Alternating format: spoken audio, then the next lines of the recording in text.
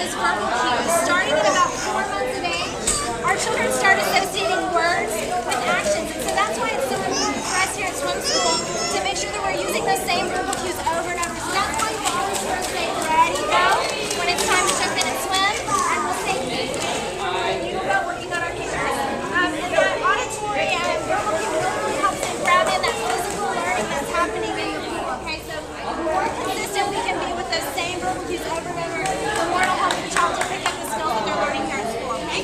So let's go ahead and do cuckoo clock. Cuckoo clock, cuckoo clock, tick tock, tick tock, tick tock. Guys, one. Cuckoo. Cuckoo clock, tick tock, tick tock, tick tock, tick tock. Guys, two. Cuckoo. Cuckoo clock, cuckoo clock, tick tock, tick tock, tick tock. Guys, three.